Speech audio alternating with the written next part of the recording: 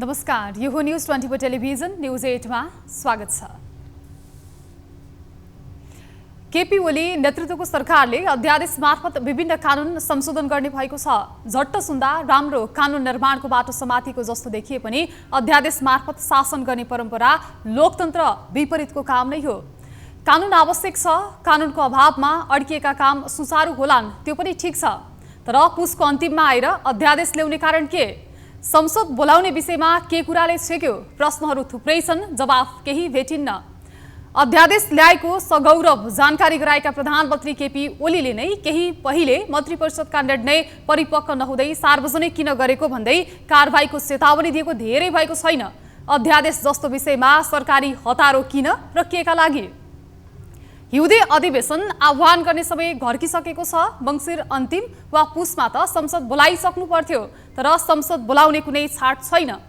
प्रतिनिधि सभामा सभामुख देवराज घिमिरे छिट्टै संसद चल्ने विश्वास व्यक्त गर्नुपर्ने अवस्थामा कहिलेसम्म? सरकारले संसद छल्ने कारण के? लोकतन्त्र मान्छु पनि भन्ने, संसद पनि छल्ने कुरा कति जायज? प्रश्नको घेराबन्दीमा सरकार परेकै छ। 2/3 बढी मतसहितको सरकारलाई कानून विपरीत गर्न के समस्या? अध्यादेशको सट्टा संसद बोलाएर संसदलाई पनि बिजनेस दिने र जनताका मुद्दालाई पनि सञ्चालित गर्ने मौकाबाट वञ्चित गर्नु कुत्सित मानसिकता बाहेक हुनै सक्दैन। अध्यादेश आवश्यकता होइन, बाध्यतामा ल्याउने प्रचलन बसोस्। लोकतन्त्रका लागि यस्ता अभ्यासले राजनीतिप्रतिको वितृष्णा थप बढेर जान्छ। प्रणाली सुसंस्कृत भए पनि राजनीतिक प्रणाली नै बिग्रियो भने राडा राजाकै हालत हुनेमा शङ्का छैन। अब न्यूज 8 का हेडलाइन्स। संसदको हिउँदे अधिवेशन अझै सुरु हुन सकेन। छिटै संसद अधिवेशन आह्वान हुने सभामुखको विश्वास। संसद छलेर धमाधम विधेयकहरू ल्याइएको भन्दै विपक्षी दलहरू रुष्ट।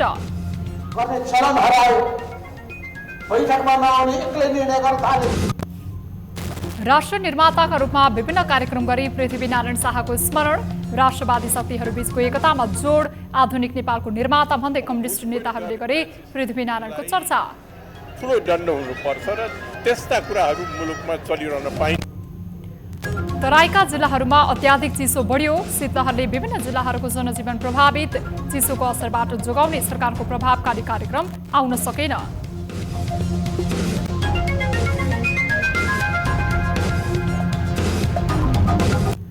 निर्माण क्षेत्रमा देखिएका समस्या तत्काल समाधान नगरे सडक आन्दोलनमा उत्रिने निर्माण व्यवसायीहरूको चेतावनी। देशैभरका व्यवसायीहरू भेला आयोजना भई सरकारलाई खबरदारी। विभिन्न 9 मुद्दामा छलफल। भुक्तानी गर्ने सामर्थ्य यो सरकारसँग छैन। र एन्फा महिला लिगको अन्तिम चरणमा एपीएफ फुटबल क्लबको लगातार चौथो जित। त्रिभुवन आर्मी क्लब 3-1 गोल अन्तरले पराजित। 12 अङ्कका साथ शीर्ष स्थानमा मजबुत बन्यो एपीएफ।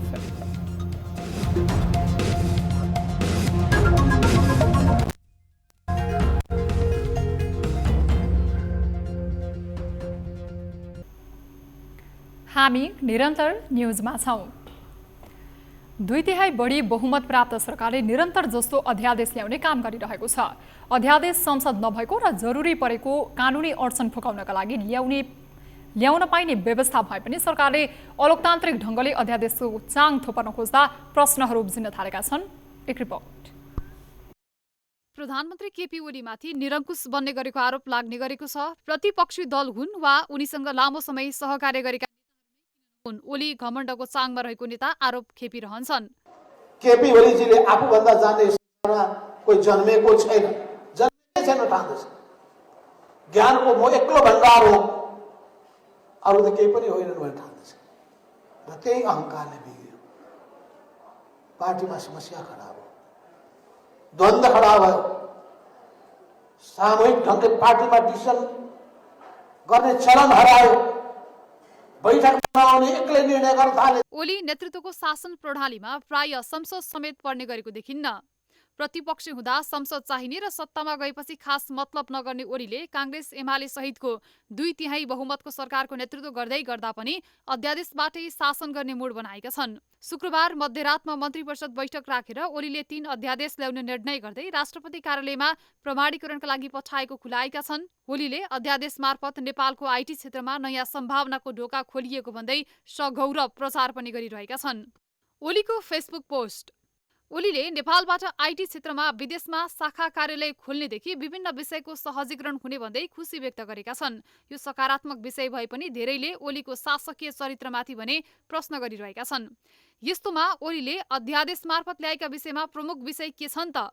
सरकारी काममा 1 हप्ताभित्र निर्णय दिइसक्नुपर्ने, यस्तो नभएमा कारबाही गरिने, सेवा प्रवाहमा नागरिक एपको प्रयोगलाई तीव्रता दिइने, गैर आवासीय नेपाली नागरिकता वाहकले 10 वर्षसम्म निशुल्क भिसा पाउने, श्रमिकको अनिवार्य अवकाश उमेर 60 वर्ष बनाउने, सामाजिक सुरक्षा भत्तामा राष्ट्रिय परिचय पत्र अनिवार्य गर्दै लैजाने, कम्पनी दर्तादेखि नचलेका कम्पनी खारेजीमा सहज वातावरण सिर्जना गर्ने, गैर आवासीय नेपालीले पनि कम्पनी खोल्न सक्ने, आइटी क्षेत्रका कम्पनीहरूले विदेशमा शाखा खोल्ने, लगानी गर्नेदेखि विदेशी मुद्रा आर्जनमा सहजीकरण गर्ने प्रबन्ध मिलाउने, निवृत्तिभरण कोषमा शिक्षकलाई समावेश गरिने, सरकारवादी मुद्दामा मिलापत्रको व्यवस्था गर्ने, पीडितसँग मिलापत्र गरे दण्ड जरिवाना माफी तथा रकम भराउने मौका प्रदान गर्ने, कसुरजन्य सम्पत्ति वा कसुरमा देखिएका साधन जफतमा सहजीकरण गर्ने, मुद्दा पुनरावेदन गर्दा तोकिएको पूरा बिगो जरिवाना धरौटी राख्न नसकेका खण्डमा थुनामा बस्नुपर्ने व्यवस्था परिवर्तन गर्दै धरौटीको 15% मात्र सुरुमा राख्ने व्यवस्था गर्ने, अध्यादेशमा योगमाया विश्वविद्यालयको कानून संशोधन, राजस्व अनुसन्धान विभागले 3 करोडसम्मको विवाद समाधान गर्ने र जरिवाना र बिगो तिरेको खण्डमा मिलापत्र गराउन सक्ने लगायतका सरकारी ठेक्का विवादमा ढिलाइ भए द्रुत मध्यस्थताको व्यवस्था गर्ने भनिएको छ। यी विषयमा केही सकारात्मक भए पनि अध्यादेशको बाटोले नै ओली सरकारको नियतमाथिका प्रश्न थप पेचिला बन्न पुगेका छन्। विभिन्न अपराधमा मिलापत्रदेखि जरिवाना, धरौटीको विषयमा लचकताका साथ ल्याइएको अध्यादेशमा धेरैले शङ्का भने गरेको देखिन्छ। उसो त ओलीले केही दिन पहिले पनि अध्यादेश ल्याइसकेका छन्। राष्ट्रपति रामचन्द्र पौडेलले अध्यादेश प्रमाणीकरण नै गरिसकेको अवस्थामा फेरि अध्यादेश राष्ट्रपतिको कार्यालयमा पुगेको छ। शनिबार सार्वजनिक विदा भएकाले अब अध्यादेश आइतबार प्रमाणीकरण हुने अपेक्षा गरिएको छ। तर प्रतिपक्ष दलका नेताहरूले भने अध्यादेश रोक्न माग गरिरहेका छन्। संसद छल्दै ओली। संसदको हिउँदे अधिवेशन आह्वान गर्ने समय घर्किसकेको छ। सभामुख भने छिट्टै संसद आह्वान हुने विश्वास व्यक्त गर्दैमा चित्त बुझाइरहेका छन्। लिएर एकताको प्रतीकको रूपबाट लिनुपर्छ। हामीले के सिक्ने त उहाँबाट सिक्नुपर्ने, हामीले हाम्रो अहिले सत्ता सञ्चालक विभिन्न जात जाति संस्कार संस्कृति भएको भूगोल, यो भूगोललाई एकताबद्ध बनाएर अरू प्रगति गरेर लानुपर्छ भनेर। र अहिले पछिल्लो समय सरकारले अध्यादेश पारित गरेको यसमा यहाँको प्रतिक्रिया के छ? अध्यादेश बाहिर आइसकेको छैन, त्यसले गर्दाखेरि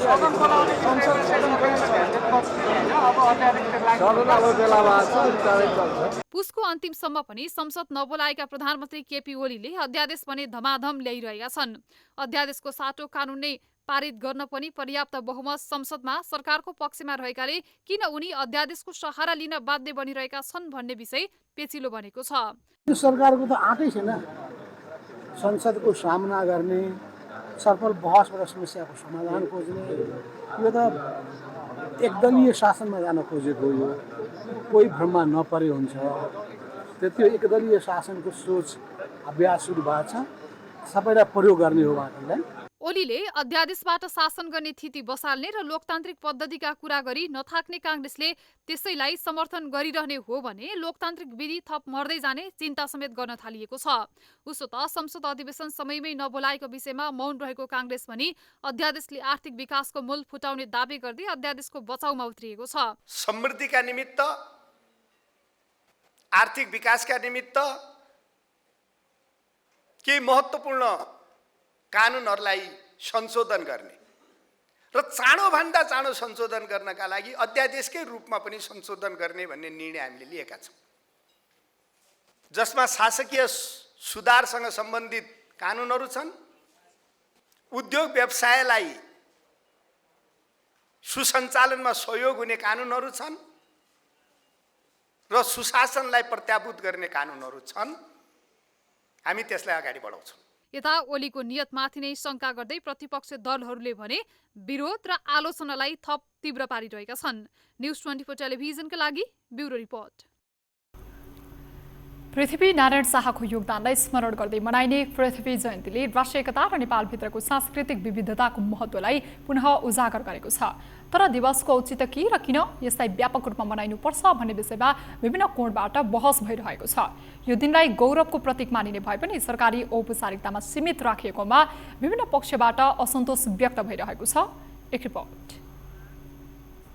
पृथ्वीनारायण शाहले 18औं शताब्दीमा नेपाललाई एकीकृत मात्रै गरेनन्, राष्ट्रिय पहिचान र स्वाभिमानको जग बसाले। त्यसैले पृथ्वी जयन्तीको औचित्य पुष्टि गर्नका लागि उनको योगदान र त्यसको वर्तमान परिप्रेक्ष्यमा सान्दर्भिकताबारे चर्चा हुन आवश्यक छ। तर यो दिन राजावादी शक्तिहरूको औपचारिक सभा समारोहमा मात्रै सीमित हुने गरेको छ। शनिबार 303औं पृथ्वी जयन्ती र राष्ट्रिय एकता दिवसका क्रममा राष्ट्रपति र विभिन्न दलका प्रमुखहरूले पृथ्वीनारायण शाहको शालिगमा मालार्पण गर्दै श्रद्धाञ्जली अर्पण गरे। सरकारी तौरबाट औपचारिक कार्यक्रम भने भएन। राप्रपा नेपाल लगायतका कतिपय दलले भने पृथ्वीनारायण शाहलाई राष्ट्र निर्माताका रूपमा उच्च सम्मान दिनुपर्नेमा जोड दिएका छन्। उहाँको दिव्य उपदेश त्यस बेलाको समकालीन परिस्थितिलाई दृष्टिगत गरेर राज्य सञ्चालनको निमित्त दिएको मार्गदर्शन हो, तर त्यसको उपयोगिता अहिले पनि छ।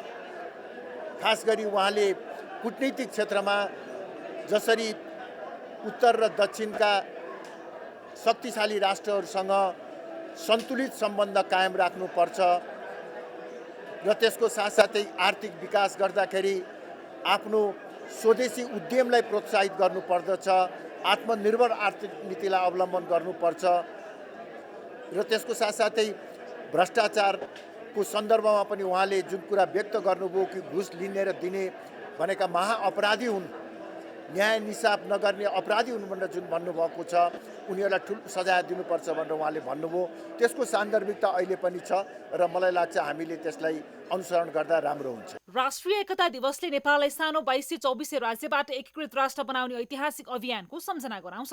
तर यो दिवसकै सन्दर्भमा पनि राजनीतिक दाउपेच हुने गरेको छ। यो दिवस किन महत्त्वपूर्ण छ, किन हामीले पृथ्वीनारायण शाहलाई सम्झनुपर्छ?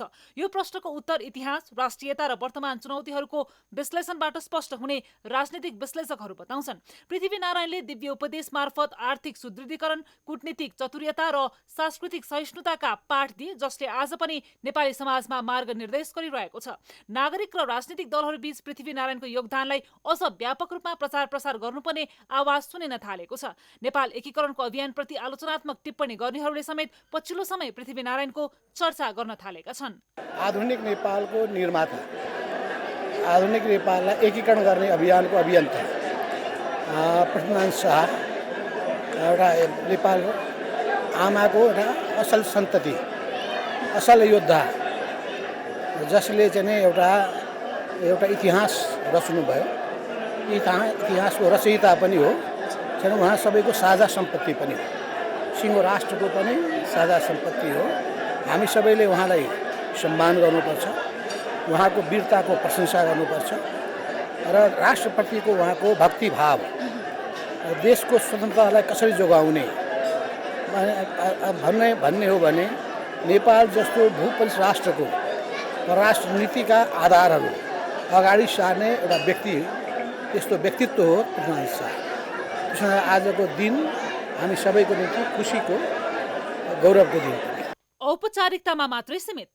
नेपालका एकीकरणकर्ता पृथ्वीनारायण शाहको सम्झनामा मनाइने पृथ्वी जयन्ती सीमित राजनीतिक दलमा सीमित हुने गरेको छ। सरकारी तौरबाट पनि खासै महत्त्व दिएको पाइँदैन। काठमाडौँ उपत्यका लगायत विभिन्न ठाउँमा पृथ्वीनारायणको शालिगहरूमा पुस 27 का दिन मालार्पण गरिए पनि ग्रामीण क्षेत्र र उपत्यका बाहिरी जिल्लाहरूमा यस दिनको कुनै खास प्रभाव देखिएन। हुन त पृथ्वीनारायण शाह र अमेरिकाका प्रथम राष्ट्रपति जर्ज वाशिङटन दुवैले आफ्नो राष्ट्रको निर्माणमा महत्त्वपूर्ण योगदान पुर्याएको भन्दै तुलना हुन्छ। तर सम्मानको स्वरूप, जनस्तरको सहभागिता, त्यसको प्रभावको सन्दर्भमा अमेरिकामा वाशिङटनको सम्मान अत्याधिक हुने र सर्वस्वीकार्य भए पनि नेपालमा भने पृथ्वीनारायणको सम्मान औपचारिकतामा मात्रै सीमित हुँदै गएको छ। वाशिङटनलाई अमेरिकामा सबै पक्षबाट सम्मान गर्दा नेपालमा शाहको सम्मान राजनीतिक ध्रुवीकरणको कारणले केही विवादित बन्न पुगेको छ। अमेरिकामा सरकार, शिक्षा प्रणाली र समाजले जर्ज वाशिङटनको सम्मानलाई निरन्तर कायम राखेको छ, तर नेपालमा पृथ्वीनारायणको योगदानलाई सम्मान गर्न प्रयास भए पनि त्यो पर्याप्त रूपमा संस्थागत भएको छैन। पृथ्वी जयन्तीको औचित्य केवल इतिहासको स्मरणमा मात्रै सीमित छैन। यो दिवसले राष्ट्रिय एकता, सामाजिक सहिष्णुता र वर्तमान युगमा पनि आत्मनिर्भरता र स्वाभिमानको महत्त्व झल्काउँछ। यसलाई जनस्तरमा व्यापक रूपमा मनाउने र नयाँ पुस्तालाई यसको महत्त्व बुझाउन सक्रिय प्रयास आवश्यक देखिन्छ। न्युज 24 टेलिभिजनका लागि टिभी जर्नलिस्ट एलिसा रियाल, काठमाडौँ। राजेन्द्र लिङ्गदेन नेतृत्वको राष्ट्रिय प्रजातन्त्र पार्टी र कमल थापा नेतृत्वको राष्ट्रिय प्रजातन्त्र पार्टी नेपालले शनिबार छुट्टा छुट्टै कार्यक्रम गरी पृथ्वीनारायण शाहको स्मरण गरेका छन्। नेपाल एकीकरणकर्ताका रूपमा पृथ्वीनारायण शाहको जन्मोत्सवको रूपमा दुई राप्रपाले जलपान तथा चियापान कार्यक्रम गरी एकता दिवस मनाएका हुन्। तर राष्ट्रिय एकतामा जोड दिँदै एकता दिवस मनाए पनि उनीहरू नै एक भन्ने छैनन्। एक रिपोर्ट। पृथ्वीनारायण शाहको को अवसरमा शनिबार 303औं पृथ्वी जयन्ती तथा राष्ट्रिय एकता दिवस मनाइएको छ। राजतन्त्रको वकालत गर्दै आएका दुई राजावादी पार्टीहरूले पृथ्वी जयन्तीका अवसरमा काठमाडौँमा छुट्टा छुट्टै कार्यक्रम गरी दिवस मनाएका छन्। पृथ्वीनारायणको शाहलाई नेपाल एकीकरणमा महत्त्वपूर्ण योगदान गरेको भन्दै राष्ट्र निर्माताका रूपमा राष्ट्रले सम्मान गर्नुपर्ने आवाज दुवै राप्रपाका नेताहरूले जोड तोडले उठाउँदै आएका छन्। पृथ्वीनारायणले टुक्रे राज्यलाई जोडेर विशाल नेपाल बनाएकै कारण आज नेपालमा आफूलाई गणतन्त्रवादी भन्नेहरू पनि नेपालको राज्य सत्तामा रहन पाएको र नेपालको प्रधानमन्त्री बन्न पाएको तर्क उनीहरूको छ। पुस 27 का दिन पृथ्वी जयन्ती तथा राष्ट्रिय एकता दिवसलाई राष्ट्रिय उत्सव मनाउने विषयमा भने राजनीतिक दलहरू पनि एक हुन सकिरहेका छैनन्। यसलाई राजनीतिक दाउपेच बनाइरहेका छन्। तर पुस 27 लाई मुलुक निर्माणकर्ताका रूपमा सबै राजनीतिक दलहरू एक भई राज्यले उत्सव मनाउनु पर्ने बताउँदै आएका उनै राजावादी शक्तिहरू नै यो दिवस समेत एकै ठाउँमा उभिएर गर्न सकिरहेका छैनन्। राजेन्द्र लिङ्गदेन नेतृत्वको राप्रपाले पृथ्वी जयन्तीको अवसरमा प्रधानमन्त्रीदेखि शीर्ष राजनैतिक दलहरूलाई डाकेर जलपान कार्यक्रम आयोजना गर्दा कमल थापा नेतृत्वको राप्रपा नेपालले चियापान कार्यक्रम भनी एउटै प्रकृतिको कार्यक्रम आयोजना गरेका थिए। तर उनीहरू अहिले पनि सबै राष्ट्रवादी शक्तिहरू बीचको एकताको अपरिहार्यता भने आवश्यक रहेको बताइरहेका छन्। राष्ट्रिय एकतामा जोड दिँदै आएका छन्। उहाँको दिव्य उपदेश त्यस बेलाको समकालीन परिस्थितिलाई दृष्टिगत गरेर राज्य सञ्चालनको निमित्त दिएको मार्गदर्शन हो। तर त्यसको उपयोगिता अहिले पनि छ। खास गरी उहाँले कूटनीतिक क्षेत्रमा जसरी उत्तर र दक्षिणका शक्तिशाली राष्ट्रहरूसँग सन्तुलित सम्बन्ध कायम राख्नुपर्छ। त्यो त भ्रष्टाचार त अब घुसखोरी भनेको कुरा त हामी त्यसको चाहिँ पुरा विरोध गर्छु। अब घुसखोरी गर्ने मान्छेलाई ठुलो दण्ड हुनुपर्छ र त्यस्ता कुराहरू मुलुकमा चलिरहन पाइन्न भन्ने मेरो मान्यता। दुई राप्रपाले छुट्टा छुट्टै आयोजना गरेको कार्यक्रममा प्रधानमन्त्री एवं नेकपा एमालेका अध्यक्ष केपी शर्मा ओली, नेपाली कांग्रेसका सभापति शेरबहादुर देउवा, नेकपा एकीकृत समाजवादीका अध्यक्ष माधव कुमार नेपाल, सभामुख देवराज घिमिरेदेखि सीपी मैनालीसम्म पुगे। राजावादी शक्तिहरूले मात्र होइन, कम्युनिस्ट नेताहरूले समेत पृथ्वीनारायण शाहलाई आधुनिक नेपालको निर्माताको रूपमा चर्चा गर्दै पृथ्वीनारायण सबैको साझा सम्पत्तिको रूपमा चर्चा गरेका छन्। आधुनिक नेपालको निर्माता, आधुनिक नेपाललाई एकीकरण गर्ने अभियानको अभियन्ता पृथ्वीनारायण शाह एउटा नेपाल आमाको एउटा असल सन्तति, असल योद्धा, जसले चाहिँ एउटा इतिहास रच्नुभयो। इतिहासको रचयिता पनि हो।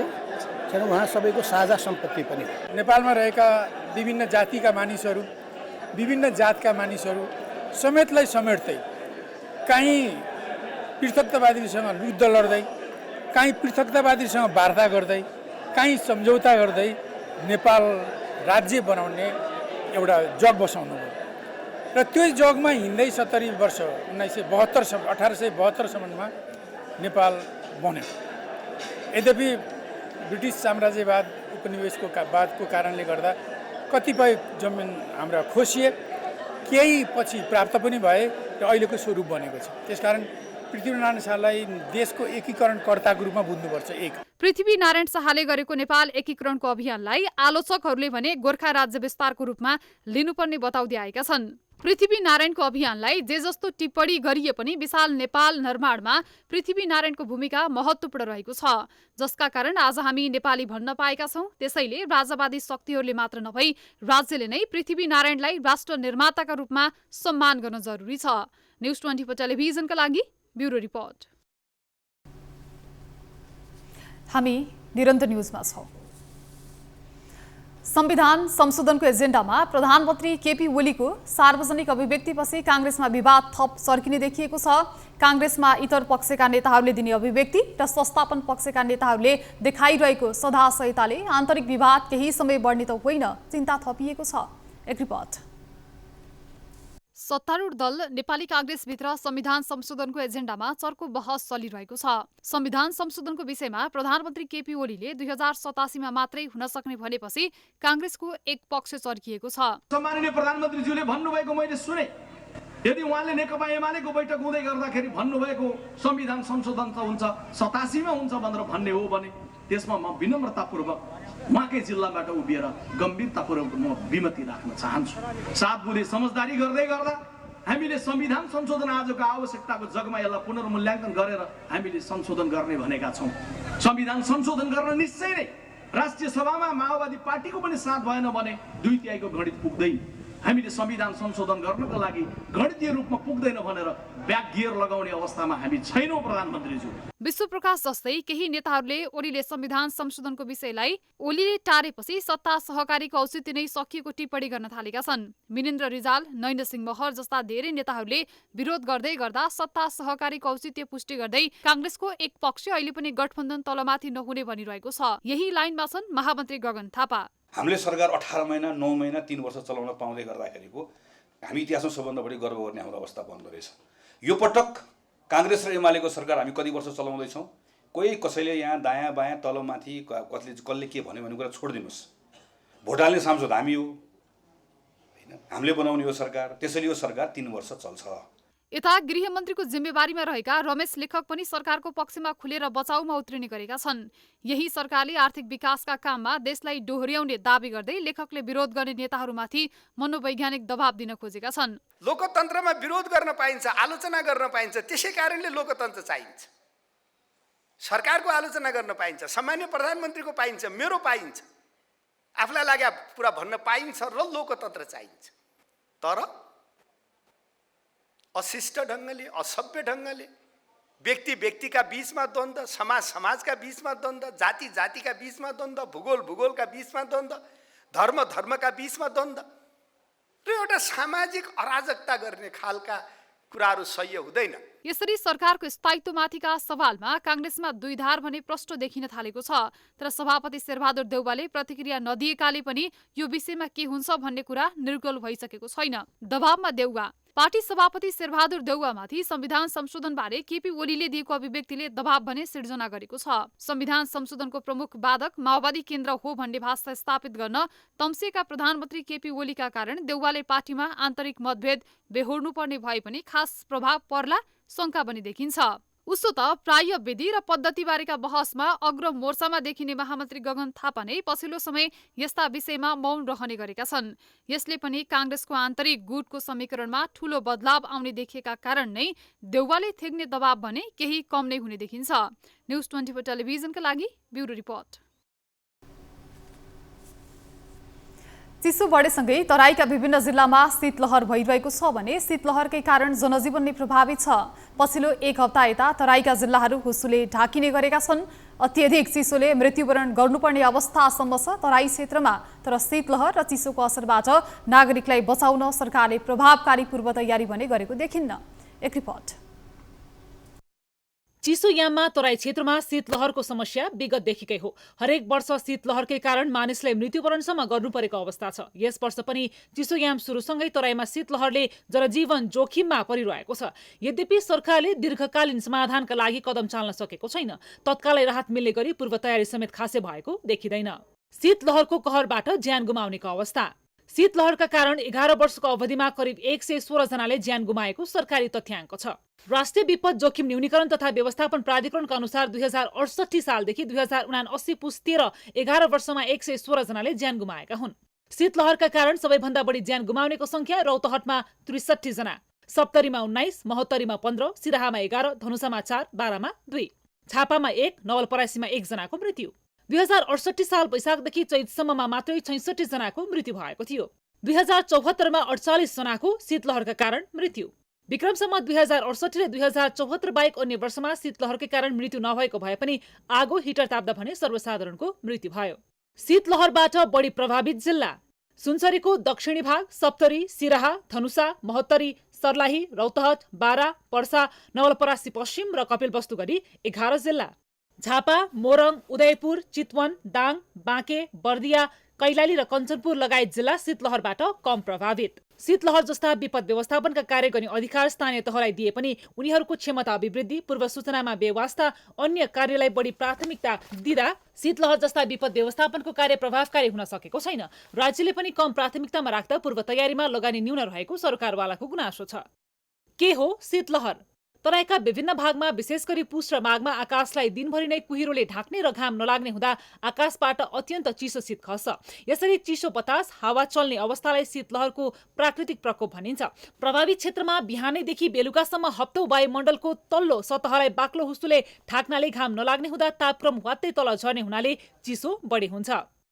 शीतलहरबाट कसरी जोगिने?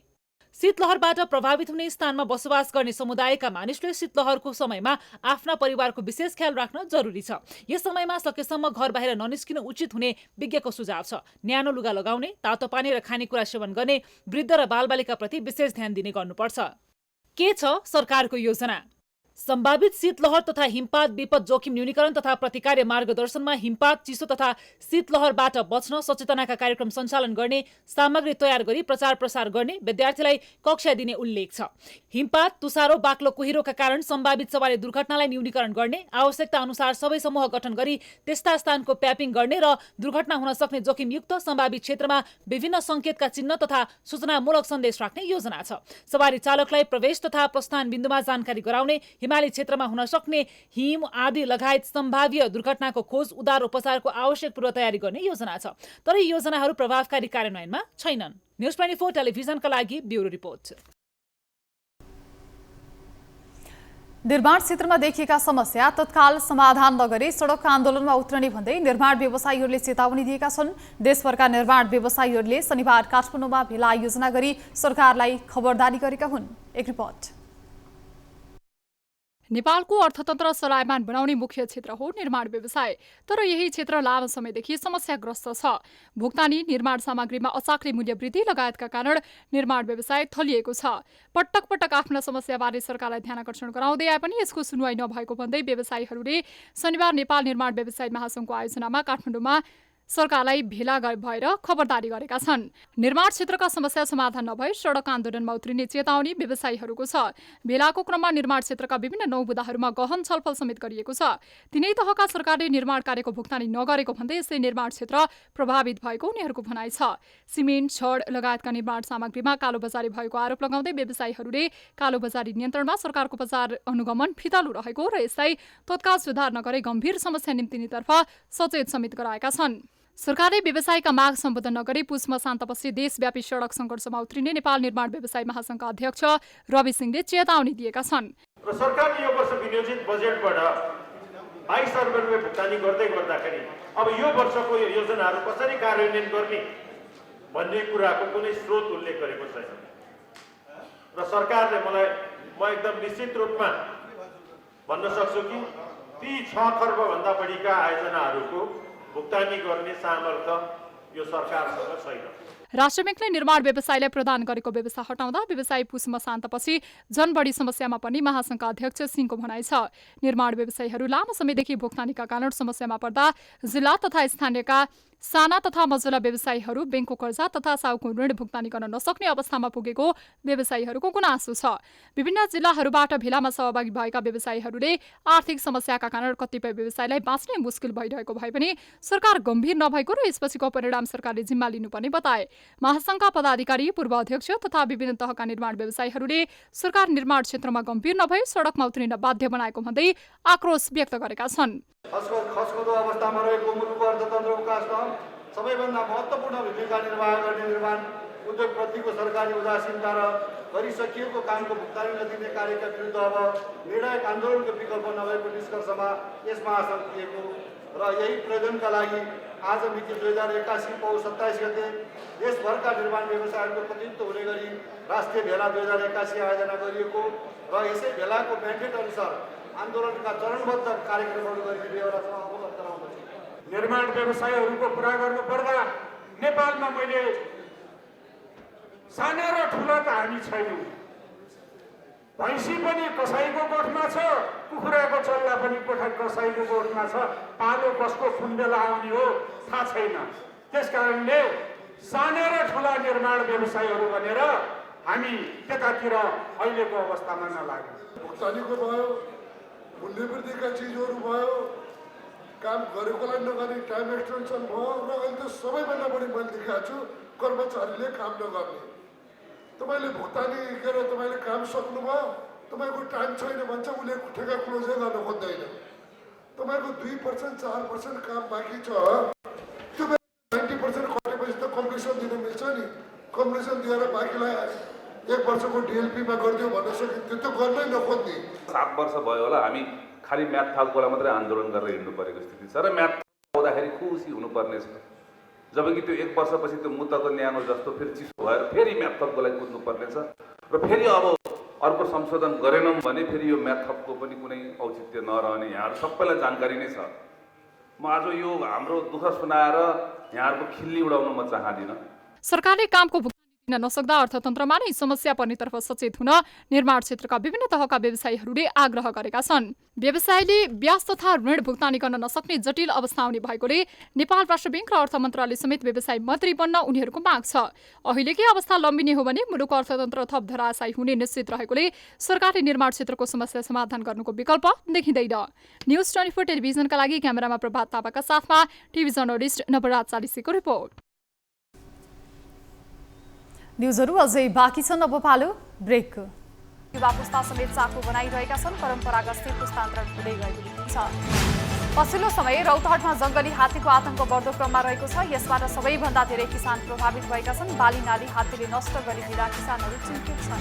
हुम्लामा 8 वर्षको अवधिमा 24 जनाले सवारी दुर्घटनामा ज्यान गुमाएका छन्। 8 वर्षको अवधिमा 15वटा सवारी दुर्घटना हुँदा 24 जनाको मृत्यु भएको। यो अवधिमा दुर्घटनामा परि 27 जना गम्भीर घाइते भएका छन्। शनिबार काठमाडौँका विभिन्न स्थानमा विद्युत कटौती भएको छ। लाइन मर्मत एवं विस्तारका लागि विद्युत सेवा अवरुद्ध गरिएको थियो। नेपाल विद्युत प्राधिकरणले चुहावटलाई उल्लेख्य रूपमा घटाउन सफल भएको छ। प्राधिकरणले ऊर्जा जलस्रोत तथा सिंचाई मन्त्रालयलाई बुझाएको विवरण अनुसार गत आर्थिक वर्षमा प्रणालीको विद्युत चुहावट करिब 12.73%मा सीमित गरेको छ। चुहावट घटाउनु पनि कमाउनु हो भन्ने मूल मर्मलाई आत्मसात गरेको प्राधिकरणले अनाधिकृत विद्युत चोरी तथा प्राविधिक चुहावटलाई कम गर्न अनेकन प्रयास गरिरहेको जनाएको छ। 8 वर्ष अघिसम्म प्रणालीमा 35.78% विद्युत चुहावट भएको थियो। आर्थिक वर्ष 2079-80मा विद्युत चुहावट 13.46% थियो। प्राधिकरणले गत आर्थिक वर्षमा 14 अर्ब 46 करोड नाफा कमाएको थियो। आर्थिक वर्ष 2072-73मा एकै वर्ष 8 अर्ब 89 करोड खुद नोक्सानीमा रहेको प्राधिकरण 2073-74मा 1 अर्ब 50 करोड खुद नाफा कमाउँदै प्राधिकरणले नाफाको इतिहास सुरु गरेको थियो। त्यसपछि प्राधिकरण निरन्तर नाफामा छ। 8 वर्ष अघि 34 अर्ब 61 करोड सञ्चित घाटामा रहेको प्राधिकरणले अहिले 47 अर्ब 41 करोड सञ्चित नाफा गरेको छ।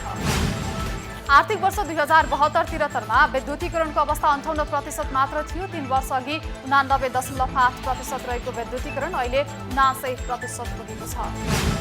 नेपाल विद्युत प्राधिकरणले गत आर्थिक वर्षको वर्षायाममा देशभित्र खपत गरी बढी भएको विद्युत भारततर्फ निर्यात गरी 17 अर्ब 7 करोड आम्दानी गरेको थियो। गत आर्थिक वर्षमा आयातभन्दा करिब 13 करोड बढीको विद्युत निर्यात गरी खुद विद्युत आयातकर्ताबाट नेपाल खुद विद्युत निर्यातकर्ता बनेर इतिहास बनाउन सफल भएको छ। नेपाल विद्युत प्राधिकरणको सहायक कम्पनी रघुगङ्गा हाइड्रो पावर म्याग्दीमा निर्माणाधीन 40 मेगावाट क्षमताको रघुघाट जलविद्युत आयोजनाको स्विच यार्ड निर्माण सुरु भएको छ। रघुगङ्गा गाउँपालिका 3 तिलकेनी चौरस्थित विद्युत गृह परिसरमा स्विच यार्ड निर्माणका लागि फाउन्डेसन तयार पार्न थालिएको छ। भ्रमण आयको तुलनामा भ्रमण खर्च उच्च हुँदा सेवा खाता घाटा बढेको छ। चालु आर्थिक वर्ष 2081-82 को 5 महिनामा सेवा खाता घाटा 40 अर्ब 71 करोड पुगेको हो। सूचना प्रविधि सेवा निर्यात र भ्रमण आयातमा समेत वृद्धि भएको नेपाल राष्ट्र बैङ्कले जनाएको छ। तर भ्रमण व्ययमा उच्च वृद्धि हुँदा सेवा खाता घाटा बढेको हो। मङ्सिरसम्म भ्रमण आय 3.1%ले बढेर 35 अर्ब 19 करोड पुगेको छ। सूचना प्रविधि सेवा निर्यात 83 अर्ब 58 करोड पुगेको छ। सूचना प्रविधि सेवा आयात भने 13 अर्ब 34 करोड बराबर छ। अबको 5 महिना अवधिमा भ्रमण व्यय 12.2%ले बढेर 85 अर्ब 1 करोड पुगेको छ। भ्रमण व्यय अन्तर्गत वैदेशिक अध्ययनमा जानेले गर्ने खर्च गत वर्षको तुलनामा सामान्य बढेको छ। गत आर्थिक वर्ष 5 महिनामा अध्ययनमा जानेले गत वर्ष 47 अर्ब 34 करोड विदेशी मुद्रा लगेकोमा चालु आर्थिक वर्ष 47 अर्ब 41 करोड लगेको राष्ट्र बैंकले जनाएको छ। अन्य भ्रमण खर्चमा भने उच्च वृद्धि देखिएको छ। यस साता नेप्से परिसूचक 48.8 अङ्कले बढेर 2635.09 बिन्दुमा रहेको छ। नेप्से गत साताभन्दा यस साता 1.89% अङ्कले वृद्धि भएको हो। सरकारले अन्धाधुन्ध आय योजना घोषणा गर्ने र स्रोत सुनिश्चितता बिना कार्यान्वयनमा जाँदा स्रोत व्यवस्थापनमा समस्या परेको छ। यसले निर्माण व्यवसायी मात्र समस्यामा परेका छैनन्, समग्र निर्माण क्षेत्र प्रभावित बन्दै दृढ आयोजना संख्या बढ्दो छ। अमेरिकाको लस एन्जल्समा आगलागीमा परि कम्तीमा 11 जनाको मृत्यु भएको छ। 10,000 घर तथा संरचना ध्वस्त भएका छन्। गाजामा युद्धका क्रममा मृत्यु हुनेको संख्या रिपोर्ट गरिएको भन्दा धेरै नै बढिरहेको खुलासा भएको छ। हालसम्म 64,260 प्यालेस्टिनीको मृत्यु भएको एक अध्ययनले देखाएको छ। र आफैले चलाएको बन्दुकको गोली लागेर भारतको पन्जाबमा आम आदमी पार्टीका विधायक गुरप्रीत भोगीको मृत्यु भएको छ। घटनाबारे थप अनुसन्धान भइरहेको पन्जाब प्रहरीले जनाएको छ।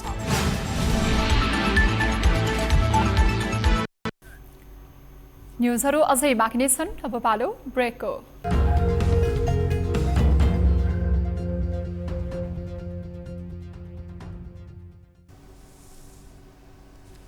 हामी निरन्तर न्युजमा छौँ। अब स्पोर्ट्स न्युज। स्पोर्ट्स न्युजका साथमा एनसेल सधैँ अन।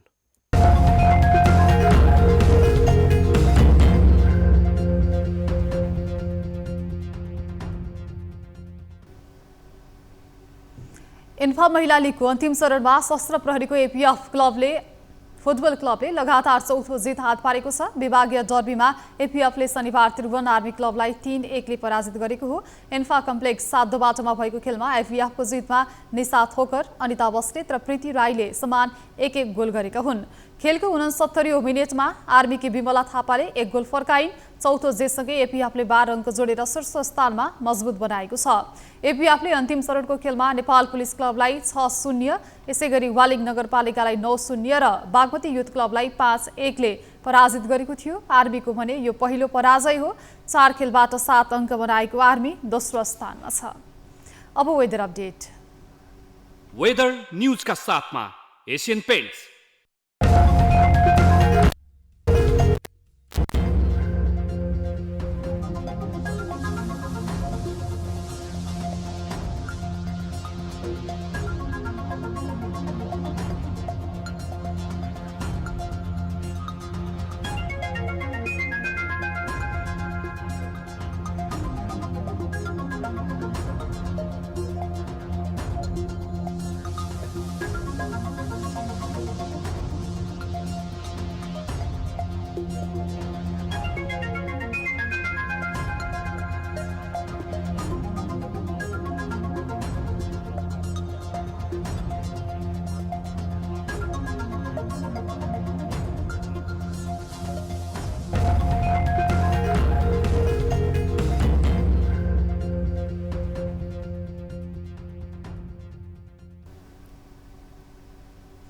अब न्युज 8 को अन्त्यमा पुनः हेडलाइन्स।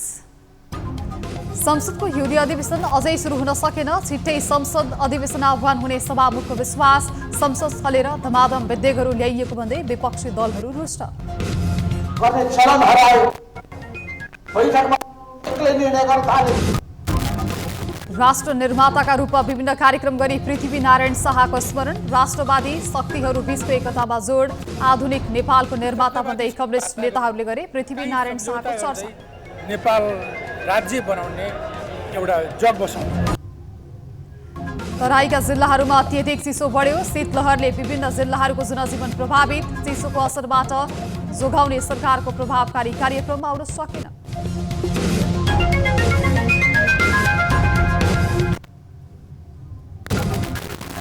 निर्माण क्षेत्रमा देखिएका समस्या तत्काल समाधान नगरे सडक आन्दोलनमा उत्रने निर्माण व्यवसायीहरूको चेतावनी। देशैभरका व्यवसायीहरू भेला भई सरकारलाई खबरदारी। विभिन्न 9 बुँदामा छलफल। भुक्तानी गर्ने सामर्थ्य यो सरकारसँग छैन। र इन्फा महिला लिगको अन्तिम चरणमा एफएफ फुटबल क्लबको लगातार चौथो जित। त्रिभुवन आर्मी क्लब 3-1ले पराजित। 12 अङ्कका साथ शीर्ष स्थानमा मजबुत बन्यो एपीएफ।